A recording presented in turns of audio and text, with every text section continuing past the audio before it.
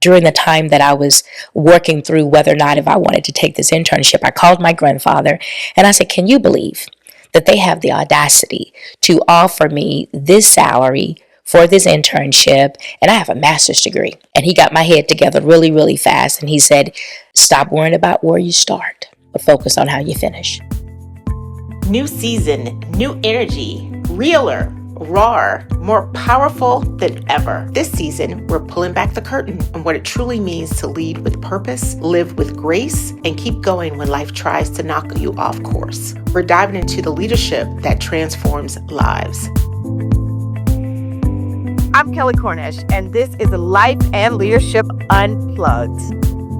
Welcome to this episode of Life and Leadership Unplugged with Kelley Cornish, the podcast of the T.D. Jakes Foundation. Thank you so much for tuning in once again. We are always thrilled to have some exciting guests. I think you will be just as excited as we are.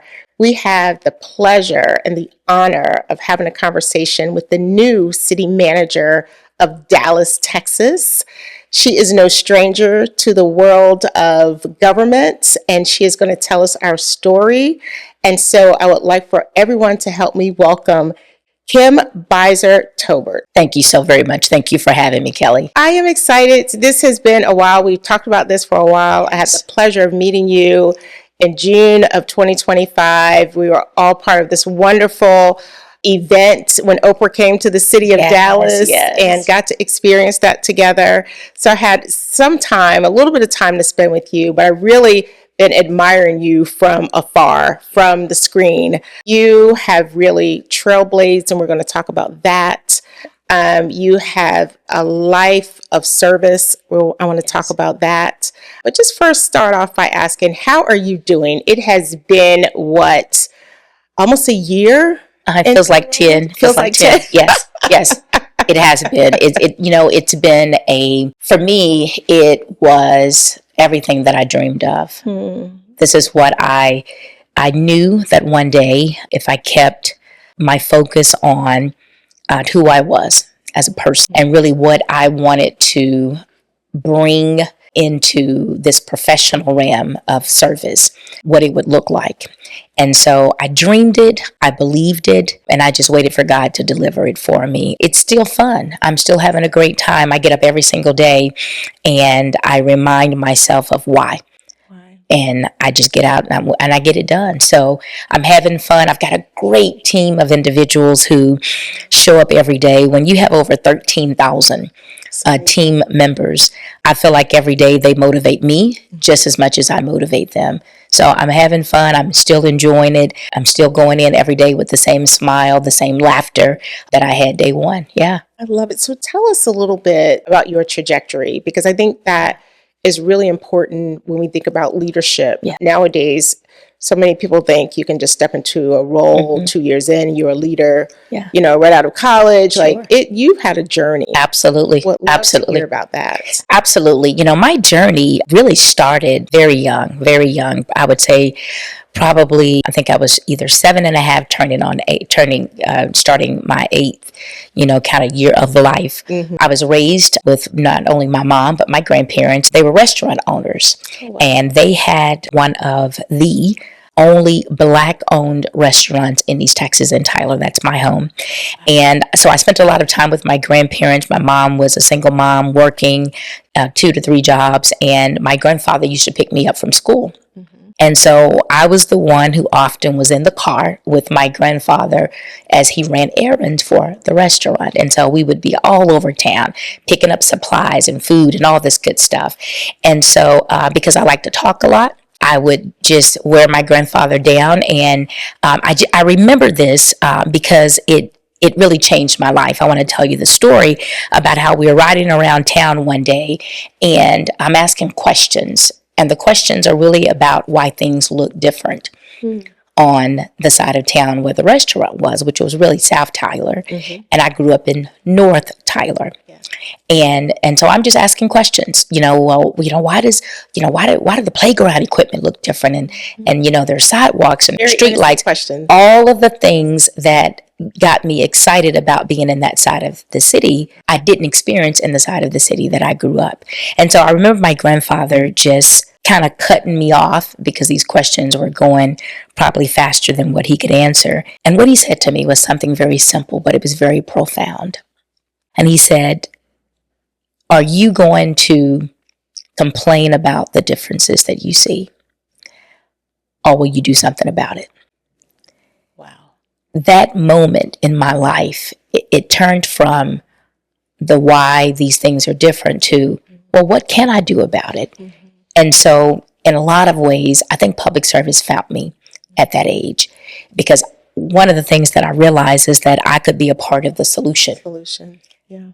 And be a part of bringing about change to help make others and their communities and their quality of life be different than what I saw in the part of the city that I grew up in. And so to me, that was the journey for public service. It gave me a reason to yearn for how I could be in this public light and be able to really make a difference and do things that really lifted people up. Mm-hmm. So I would say that that's when the journey started. And so from that time, 33 years later, I have had the pleasure of working in public service, taking on very meaningful roles, learning, growing, developing, and truly crafting my own way and what that looked like as a leader, and just an experience that I would never take it for granted. And I will tell you, there's no straight roads. No, not at all. I've had the dirt roads, the bumpy roads, the unpaved roads. I've seen it all, but it was the desire that I knew that I had to do what I knew that I was called to do and to keep going. And so for me, that journey is one that I'm very proud of. You should be. Just extremely proud. You should be. And you think about, you're from Tyler, Texas. Yes. On the outskirts of this massive DFW Yes. area. And now you are the city manager, Yes. sitting at the helm of one of the fastest growing cities in the nation. Yes. Wow. Yes. Wow. The growth. So let's talk about a day in the life of. Absolutely. A day in the life of. I've lived in a few places. I've been in the area about 2.5 years. Okay. I've never seen exponential growth like I've seen Yes. here in the time that I've been here. Yes. Tell us about a day in the life of a city manager. Yes. Well, there's no days that are the same. I typically start my day with my meditation, my prayer. I had to learn how to not pick up my phone first thing in the morning, because no matter what's on the other side of that phone, I understand that I've got to show up. Right. So it's a very different day. I spend a lot of time with the team. I've got an executive team who really help with the overall management of the organization. You can't do this job, of course, alone. And so I try to pour a lot of time and attention into what they need from me. It depends on if there is a problem that needs to be solved. It's developing all of the materials that we develop for the city council. Yes. It could be community meetings. It is a give or take. Every single day, there's something totally different. I spend a lot of time also managing the relationship with the city council. When you have 15 bosses, most days I'm trying to make sure that I am also paying attention to the things that they need. What are the things that are going on in their respective city council districts that need my attention? There was a problem that we thought was solved by a team member, and then it comes back around and it wasn't fully solved to their satisfaction. So I spend a lot of time, I would say, triaging the problem. Yes. I've got this rule that I talk to my team about often, and they would all quote this rule if you ask them about it. I've got this 20-80 rule. We're going to spend 20% of our time on the problem, and we're going to spend 80% of our time on the solution. And so I don't typically walk in the room unless they're ready to get to the 80%. If they're still on the 20, I'm going to stay out of the room because I want them to dissect the problem, know what problem we're solving for, and I come in for the solutions. So that is a typical day. We have so many, I would say, priorities that we're currently working just to bring new energy, new innovative thinking, whether it's public safety. We have made that a city council, our mayor have made that a key priority. And what does that look like? What's public safety for you may be a little bit different than what public safety might might be for someone else. And so it's back to ensuring that community, that they have access to us, that they know if there is a problem, how to reach out, not wait until that problem becomes so where it's not manageable. Absolutely. So we try to spend a lot of time out building those relationships in the community, building trust, creating those accountability streams. I think it's important. And so I probably spend 70% of my time right now outside of the organization, managing those relationships, truly making sure that community, business community, our nonprofit community, that they know that we're there for them, we work for them, and we're accountable to them. So the days are long, but rewarding. I love it. I love it. And, you know, if I were to kind of paraphrase, stakeholder management is a huge part of your job, that relationship management is so key. Yeah, it is. It is. And everybody wants to say that they have a relationship with the city manager. And so I try to make sure that it's not about that one time connectivity. It's about the three, I have these 3 C's that I talk about, is that we have to continue to connect. We have to always collaborate, and we've got to communicate. Those 3 things have to happen every single day, whether it's me doing those things or it's the team and all the people that are out there in the field that represent the city of Dallas. That's what, in my opinion, that's what success looks like for us, is when we do those 3 things well. You know, I listen to you and I listen to your trajectory and your background, and you and I had this conversation ahead of the podcast. During this time, you are a trailblazer. You have trailblazed. You have broken through a glass ceiling. You have stepped into doors that, if I'm correct, that a woman, or specifically a Black woman, has never sat in the seat. That's right. That's right. As a city manager. That's right. In the city of Dallas. That's right. How does that feel? Oh, wow. Well, first of all, it is, in my opinion, it's a proud moment, but it's also a moment that I have to think about. Why? Why are we still with only 2% of women of color who are actually leading cities? And I think the number is even around 13% women overall leading cities. And when I think about the top 10 city, that I'm the only woman leading a top 10 city based on population with the council manager form of government. And so what that tells me is that we have so much more work to do. The work that we have to continue to do is to not only be that example, but to make sure that we are inviting others to the table, that they understand that, number one, it's not an easy journey. It's the stand with it. It's the understanding that there's got to be a strong level of patience.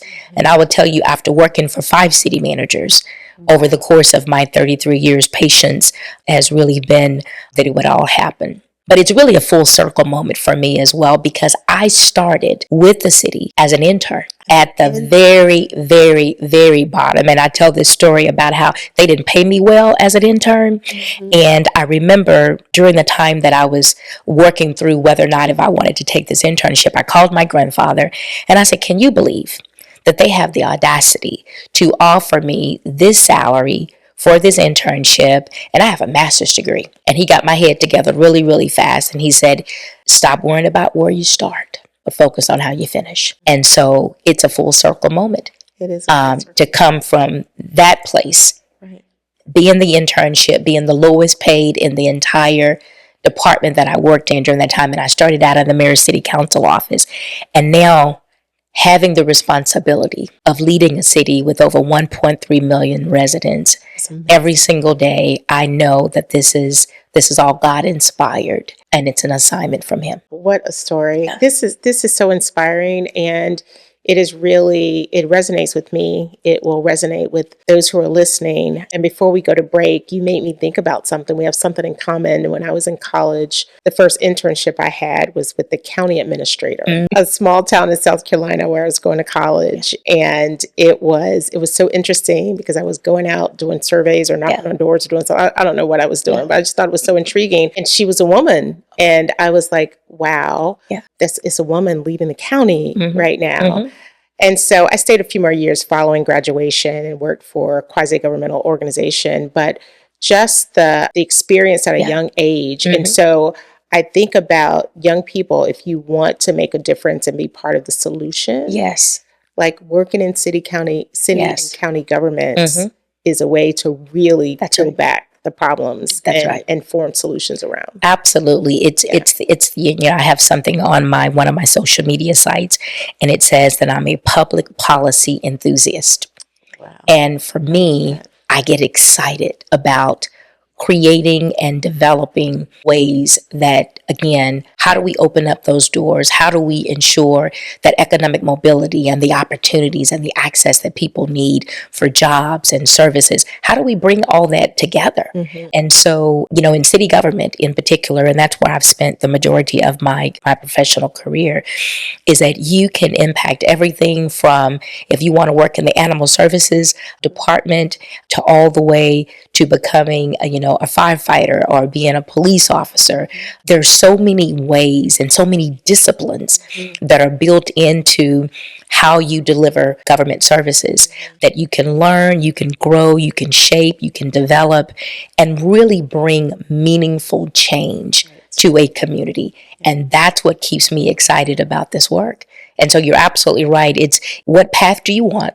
And I guarantee you there's a way to do it within the government. Absolutely. Wow. Yes. Well, you are encouraging, and we're going to take a break. When we come back, I have a couple more questions about your leadership journey. Sure. And then we're going to dig into the topic of someone as busy as you are. How do you unplug? Oh, wow. And Okay. I know. That's going to be a wonderful question for you. So we are going to take a break. Okay. And when we come back, we'll be back with the TD Jakes Foundation podcast, Life and Leadership Unplugged. Stay with us. Times are tough. Unemployment is up, and too many families are struggling just to make ends meet. But at the TD Jakes Foundation, we believe that no challenge is too great when a community comes together. We're empowering people with education, workforce training, and access to opportunity. And today, you can become a part of that change. It only takes $5. That's $5 to make an impact, $5 and tag 5 friends to help open doors for someone's future.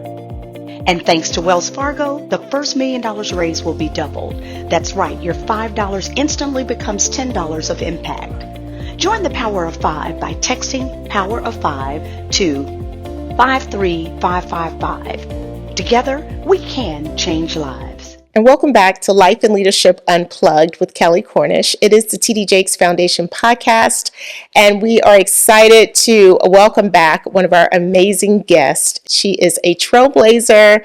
She is just on top of the world when it comes to Dallas, and just has so much energy and tenacity to make Dallas a much better place, and is no other than the city manager of Dallas, Ms. Kimberly Bizor Tolbert. Welcome back. Thank you so much, Kelley. Thank you for having me. Well, during the first segment, we heard about your trajectory. We heard about your humble beginnings with your family, your extended family, your grandparents, and just how that shaped and molded you. And now you're leading one of the fastest growing cities in the country. During the break, I have to laugh. We talked about our kids. We have one son, 25, one 33. They don't live in the area. And when they come, they're like, Mom, Dallas is lit. Like, it is on fire. We love Dallas. So, it is really, and, to have a younger generation that's excited about a city is really rare. Yes. And so how do you feel about that? We've talked about your son, the same thing. Like, yes. Yeah, my 25-year-old just could not wait. He went to school in New Orleans and couldn't wait to move back home. You know what it tells me is that we're doing something right. We're creating an environment in a city that people can work, they can play, they can raise families. And that's, to me, what makes a city thrive. When people can experience something that makes them feel grounded, that makes them feel excited. I tell people that Dallas has an entrepreneurial spirit. We have an innovative spirit. And I think that's what's grabbing people. So it makes me extremely excited that we're doing things right. We're making progress. We're creating opportunities for people to come and feel like they belong here. And that's what I love. And then people that have been here for a long time, we want to renew that energy about a city that they have claimed and that's been home for them for so long. And so if nothing else, I live very close to the office. In fact, I'm like 5 minutes away. Wow. From City Hall. And on the weekends, I spend my time most mornings on Saturday mornings. I get up and I drive the city, and I smile. And if something doesn't look right, honey, I got my phone out and I'm about to wreck my car. I'm taking notes. I'm sending messages because I want to make sure that when I see something wrong, I don't want anyone to have to wait to tell us. I want to go find it. And so I spend my time doing that. It's joyful. It's like the mama in me. I'm like, this is my baby. Right. This is what I enjoy. Yeah. And I want the city to be clean. I want people to be able to use all the different modes of transportation, get in and out, have the cultural experiences. And so because of what I know that Dallas is, I look forward to continuing the work to make it even more of a city that people enjoy being a part of. Yeah. And when their families come and their kids, come to visit, they can talk about that it's lit. So that makes me excited. I'm going to use that. I'm going to tell Joshua. Kelley's voice said it's lit. So, you have such a busy life. We talked about a day in the life of who you are and what you do, and every day is different. Yes. The different relationships you're involved with and manage and try to make prosper. Yes. Your drives around the city. How do you relax? Ooh, How do you unplug? Ooh. So I have to remind my family members when they use words like unplug and relax that the city never closes. We are 24 hours, 7 days a week, 365-day operation. So what I find myself doing more often than anything is I have to find daily unplugs. And sometimes that's just sitting quiet. Yeah. I'm the one who can get in a car and never turn a radio on. Yes. Because that's sometimes the only moment of silence that I can get, during the day. And then I often, sometimes if I'm at my desk, that's when I'll take out a pen and I write thank you cards. Wow. And sometimes it's just thank you for having me as your guest at a recent event, or thank you for sending a nice note to staff about. To me, when I'm in that mode of giving gratitude, I'm unplugging some of the chaos, but I'm also appreciating something that someone has done. I love that. Or making someone else feel good about what they have done. To me, it's just those little small things like that I can do during the day to just have those daily unplugs. So just the quiet moment, nobody around me. Sometimes closing my door is a really good option just to get a moment of peace. And then being able to write those gratitude notes just reminds me every single day that this is not work that you do alone. And that it takes so many people from all different backgrounds and diversity to really make what I do not only meaningful, but possible. Yeah. I've got to learn how to do more unplugging. So I'm on an unplugging journey. Okay. And hopefully the next time you and I see each other, I'll be able to add one more little tidbit to my unplugging process. But sometimes it's hard. It is. It's really hard. You have to be intentional. You've got to be intentional. And sometimes, I mentioned this earlier, sometimes you feel guilty. Right. Because of the role, the responsibility, the demands is being able to say that I'm not available. And that's been hard for me. And I think more so as a woman, because we have been taught that we have to keep things together and we've got to have it all together all the time. And sometimes unplugging is because you need a mental health break. Right. And how do you explain that when you're in this business? So I need to get better. And I'm continuing to remind myself that I've got to practice the words that are spoken to me about unplugging and how I've got to demonstrate that in my life. Well, you started, when we started this conversation, you mentioned that when we talked about the day in the life of, you said you get up early in the morning. I do. I have to. And you meditate. Yes. And pray. And that's a form of unplugging. Yes. It really yes. Before you even touch your phone. You have to. The minute you touch your phone, and I was guilty of this. I was guilty of waking up and I do my thank you, Lord. And then I pick my phone up. And then I would get so captivated with everything that's happened the night before. And somebody needs this and that. And let me tell you about what happened. That by the time I would get up, I was either depressed or I felt overwhelmed. And so my newest strategy is everything that's on the other side of that phone is going to have to wait at least another hour. Right. And I've got to be able to get up and spend time just listening to God, asking for wisdom, understanding what good words I need to continue to practice and use, and then beginning to work on those words in my head. Because once that day starts, sometimes the negative words will take over. So I got to start practicing those good words at the very beginning, like, you are enough. You can't be everything to everyone.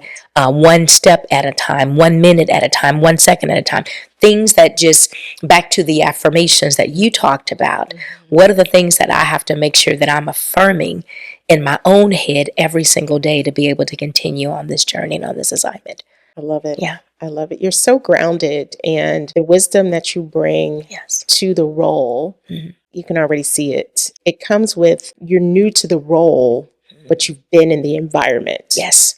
But I do get it. I know I've been in the role here at the TD Jakes Foundation for about 2.5 years. And that first year and a half was just run and gun. Yes. Like you have so many things you have to stabilize and get in place. That's right. And get, just inside of it. That's right. In the belly of it. And That's right. so I know where you are. But I'm really looking forward to you making those marks and then easing just a little bit. But I understand where you are. And I do feel like there's somewhat of a double standard sometimes when you think about women new to role and big roles. It's still some work to do in our society around that. You bring a lot to it. You're no stranger to the environment, to the city government, and you're highly respected. And I would just say, just continue doing what you're doing, and we'll work together to figure out how we just implement some of this unplugging along the way.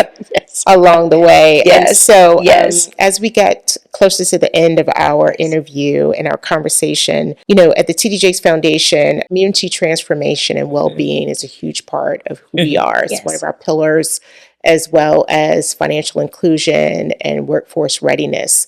And when I think about our pillars and our grounding, I think of Dallas. I think of Dallas-Fort Worth. It is innovation. It is everything's entrepreneurship. I serve on the chamber board, so I just see it's just so much hope. And you're right. I've met a few people that have moved to the area since I moved here. And one guy specifically said this. I think he moved from the Seattle area. He said, Dallas is a blessed city. Yeah. He said, I usually don't summarize a community like that. He said, but when I look around and I see, that's what I see. And so something is being done right here. And when we talk about the generations that are here and want to stay here, the younger to the older, they've provided options. Dallas has provided options. And so I would say with your workforce that's going and the higher education that's here, it's just so many gems here in Dallas. And so, and the city is a huge part of that. Absolutely. So every single day with the work that you're doing with the foundation, the work that I know that I have to do with the city, it's really bringing that hope full circle for someone and creating opportunities to where they see themselves and they're able to thrive. We have been building a foundational structure within the city. I talked to my team about, we've got to continue to be fiscally sound. And without the growth in the southern sector, Dallas cannot be successful. And so I talk about the work that we have to do to make sure that we're building those partnerships, that collaboration that has to happen. We have to make sure that we have this wide lens, but we have to focus very, very closely on what we do and what we have to continue to do in the southern sector. And so to me, that's what's going to allow for us to make sure that the city continues to be livable, continues to be vibrant, where all of the different organizations that bring so much to how we as a city operate. We can't do the work without the work that you're doing at the foundation and our faith-based community, the different nonprofits, our philanthropic community. All of these sectors have to work closely together. And so oftentimes I see my role as being that conductor that gets all of the sectors working together. And that's what makes it so much fun, is that I don't have to necessarily make all the sound. I can show these are the things that we've got to focus on, and everybody comes in the room and we create that sound. And we create this big, wonderful harmonic orchestra that gets it done. And I think that's That's what makes this work so exciting. And every time I hear the stories again about people that believe that we're doing it right, it's because we've got great people and we have extraordinary efforts that are truly collective and collaborative. And I think that's how we're going to get prepared for FIFA, which is going to be here in just a few months, right around the corner. And Dallas will be on the world stage. Yes. And so doing the work in creating ways for everybody to have a seat at the table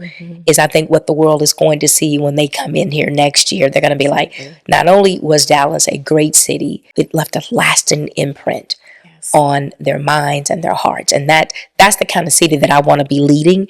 And that's the kind of city that I know that we have. And I know that we do. And I'm almost a bit nervous because they're going to come and see how wonderful it is. And more people might want to I know, right? The world.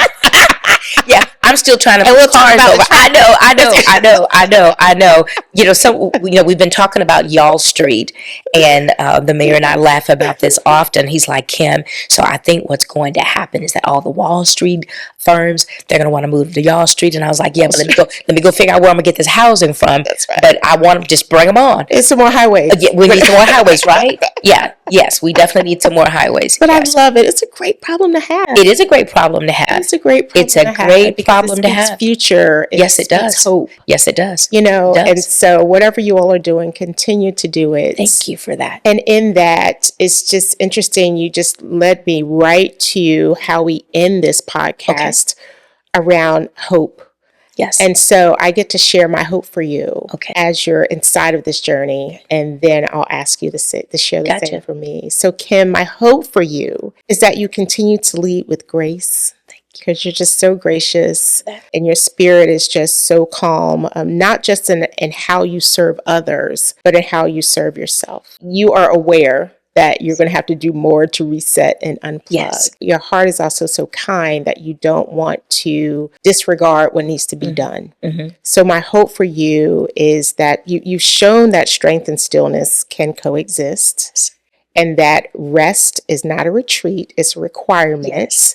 We've talked about these things. And so my hope for you is that you really lean into that. Thank you for that. And I know from being on the other side of not leaning in and then having to reset that when you do it, it will make you go 20 times faster. Yes. So that is my hope for you is that you continue to just operate with grace the amazing way that you show up. Oh, thank you so much for that. We will be here to cheer you on. Thank you so much. I received that and I thank God. For this moment, for me to hear that was like a witness experience for me in my life. So thank you so much for sharing that. And so my hope for you, Aunt Kelley, when you and I met during the Old Dallas, your energy actually matched my energy. And not a lot of people can do that, by the way. But my hope is that you will not let anybody break your spirit. And when things feel uneasy, that you will continue to be the mountain climber that I see in you.